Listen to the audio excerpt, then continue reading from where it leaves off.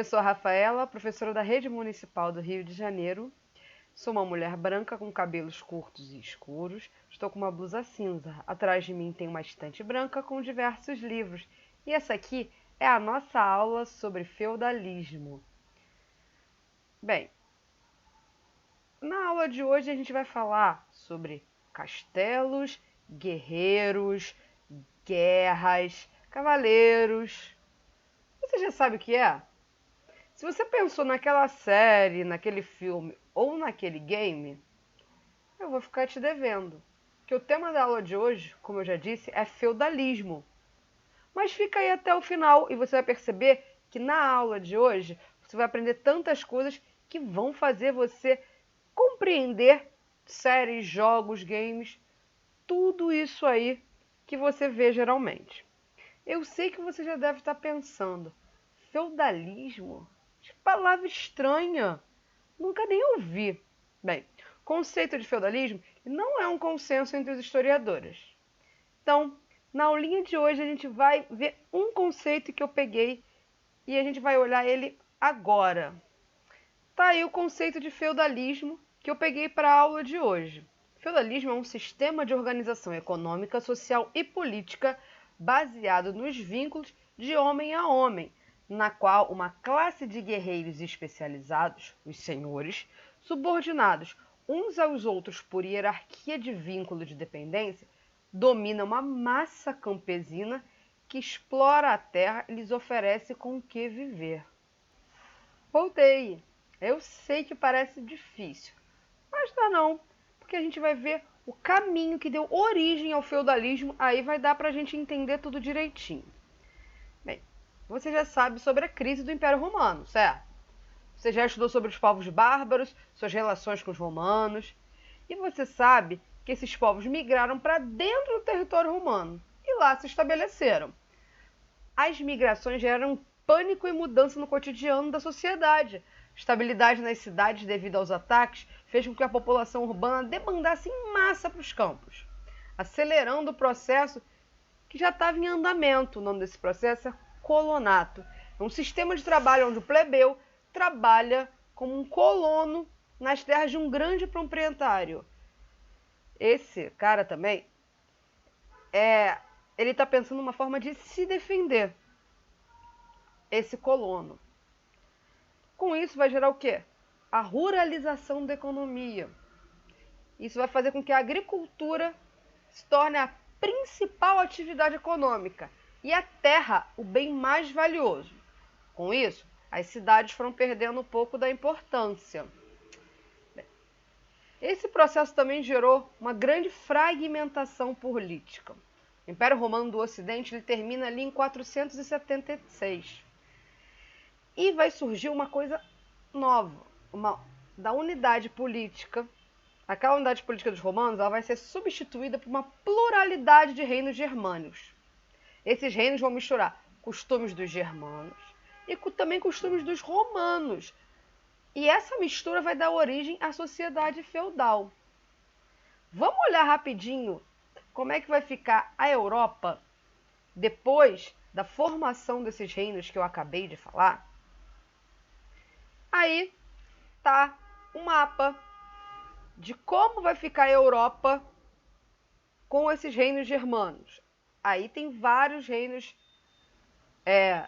por exemplo, os visigodos, ali perto da Península Ibérica, tem os ostrogodos, tem os vândalos, tem os bretões, os saxões, uma pluralidade de reinos germânicos. E eles viram que dominou toda a Europa. Bem, continuando, a palavra feudalismo ela vem de feudo, que significa bem de importância. É uma palavra de origem germânica. Ela podia ser um direito de cobrar uma taxa, uma quantia paga em dinheiro, um título ou um cargo, que desse privilégio, seu proprietário, como a maioria dos casos, um lote de terra. Uma vez que a principal atividade econômica era a agricultura, ter um lote de terra era algo de extrema importância. O feudo era concedido através de uma cerimônia de homenagem, onde havia um juramento de fidelidade entre dois indivíduos. Lembra que eu falei lá no início da aula, mostrei lá aquele slide, um conceito de feudalismo, que era baseado nos vínculos homem a homem, na qual uma classe de guerreiros especializados, senhores, subordinados uns aos outros por hierarquia de vínculos de dependência. A fidelidade era a base das relações de feudalismo, estilo um casamento ali no religioso, quando tem duas pessoas que juram fidelidade diante de um sacerdote. Lembra disso, hein? Então, a cerimônia de homenagem garantia ajuda militar e material recíproca entre os participantes. Sempre que um precisava, outro deveria socorrê-lo. Vamos entender um pouquinho mais como é essa cerimônia? Fica de olho aqui nessa imagem. Tá aí a cerimônia de homenagem, pelo menos uma representação dela. Olha só. Olha direito quem está de joelhos. Esse cara a gente vai chamar de vassalo. E quem está acima dele ali sentado, a gente vai chamar de suzerano. O vassalo é quem recebe um benefício. O suzerano é quem dá esse benefício. Então, essa relação de vassalagem normalmente ela é ocorrida de cima para baixo, ou seja, seguindo uma hierarquia de nobreza. E é assim que se forma uma grande rede unidos pela vassalagem. Então, aí fica uma duvidazinha, né? Será que uma pessoa pode ser vassalo de um e suzerano de outro? Pode sim. Não tem essa questão. O indivíduo pode ser vassalo de alguém e suzerano de outro ao mesmo tempo. Tudo depende da cerimônia. E como eu falei, é assim que vai se criando toda essa rede do feudalismo. E lembrando que o rei está acima na hierarquia de todos os senhores. Mas essa autoridade se limitava somente a seu feudo. Com toda essa fragmentação territorial, os feudos eles possuíam autonomia política. Nas questões econômicas também, nas militares e sociais também. Cada feudo era uno. Então, o rei, mesmo simbolicamente acima de todos, ele era mais um senhor feudal dentro de seu feudo. Em cada feudo, era o senhor feudal que mandava. Você não tinha essa hierarquia forte. Os feudos eram, como eu falei, autônomos. Você já ouviu falar de títulos de nobreza? Eu aposto que já. Você pode até me citar vários títulos aí. Tem nome de rua, tem filme, tem um monte de lugar. Mas você sabe a origem desses títulos de nobreza? Não sabe?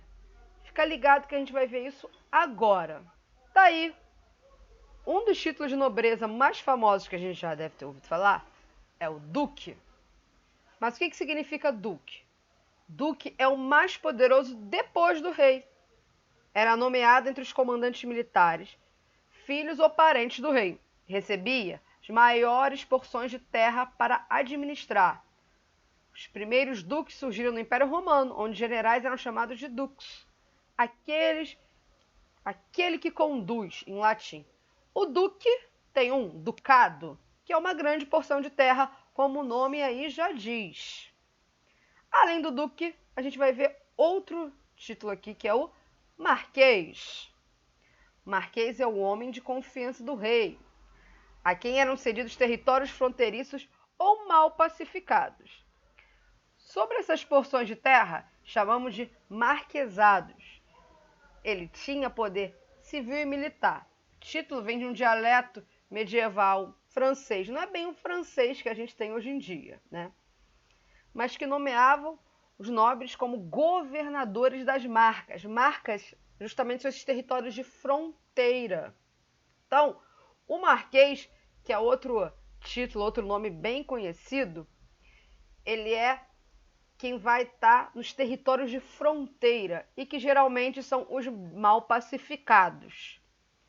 Mas a gente vai ver agora outro nomezinho aí desses que todo mundo conhece, que é o conde.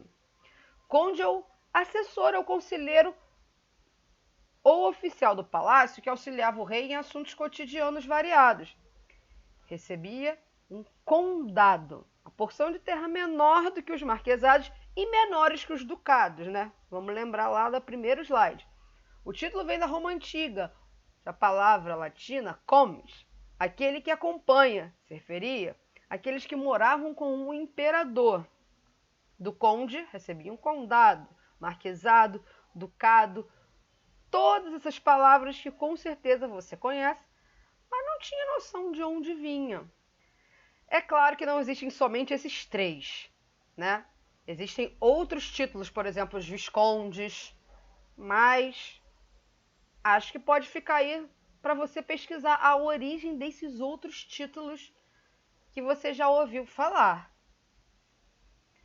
Mas, além de suzeranos, vassalos, senhores feudais, duques, condes, marqueses, tem outra coisa muito legal nesse período também que a gente está estudando, que eram chamadas as novelas de cavalaria. As novelas de cavalaria, elas eram narrativas típicas do período medieval, derivadas de poesia, mas elas eram escritas em prosa, divididas em capítulos. Sua principal função eram relatos de aventuras fantásticas desses cavaleiros destemidos, leais e honrados, que eles eram errantes, ou seja, vagavam pelas terras ali nessa Idade Média, período que a gente está estudando. E eles enfrentavam diversas batalhas sem deixar de lado o amor por suas donzelas. Quem nunca ouviu falar aí numa novela de cavalaria? Tem que lembrar que a principal missão desses cavaleiros era estabelecer a justiça no mundo e garantir a glória, enfrentando monstros, lutavam batalhas, prendiam reis injustos durante todo esse percurso que faziam. Geralmente, essa história terminava de uma forma trágica. Tem vários exemplos de novelas de cavalaria, aqui eu vou trazer umzinho só. Bem, a novela de cavalaria, ela existia na Inglaterra, na França, mas também em Portugal, Espanha e Itália. E o exemplo que eu vou falar aqui está muito ligado à Inglaterra. Eu aposto que você já ouviu falar. Vou falar sobre o ciclo arturiano ou as histórias do rei Arthur. As histórias do rei Arthur são situadas, como eu falei, no momento em que os bretões, povos germânicos, dominavam a Grã-Bretanha, que é a região da Inglaterra. Ali entre os séculos V, e o século VI. Os bretões eles eram celtas que haviam adotado os costumes romanos. Por isso que você tem ali uma mistura, né? Você tem, por exemplo, elementos cristãos, porque era uma época de estava uma expansão da cristandade, mas elementos pagãos, que são bem populares. Por exemplo, o Mago Merlin, você já deve ter ouvido falar, ou a Fada Morgana. As novelas de cavalaria arturianas, elas representam muito esse período de um início de uma cristianização ali da Grã-Bretanha, da Inglaterra. E elas vão misturar muito, como eu falei, é um exemplo legal para a gente falar sobre esses reinos germânicos, porque traz elementos justamente da cultura germana, mas também traz elementos da cultura romana. Bem, todo esse período aqui que a gente está falando, feudalismo, ele é localizado ali, no que a gente vai chamar de Idade Média. Então, a Idade Média ela começou ali no final do Império Romano do Ocidente e ela vai durar até o século XV, na verdade. E essa nomenclatura ela foi dada no período renascentista e que usou, na verdade, para não valorizar esse período. Esse período ele foi um pouco desvalorizado, por isso que recebeu esse nome de Idade Média, Idade do Meio, né? Mas vocês já perceberam que na Idade Média aconteceram muitíssimas coisas. Por exemplo, o óculos foi inventado na Idade Média. Vimos as novelas de cavalaria, vimos toda a transformação no mundo. Então, essa desvalorização da época, ela não condiz muito, na verdade, com o que foi a Idade Média, correto? Então, Bem, a aula já está acabando, mas não antes sem um desafio, né? Então, pensa que você é o suzerano da sua casa e que você tem que dar um título nobiliário para cada um aí na sua família. Ou seja, tem que ter um duque, que é o mais poderoso depois do rei, lembrando que você é o rei. Tem o marquês, que é o responsável pelas áreas não pacificadas. Tem o conde, que é quem aconselha esse rei. Quem seria quem aí na sua casa? Bem, espero que você tenha gostado da aula. Até a próxima e tchau, tchau.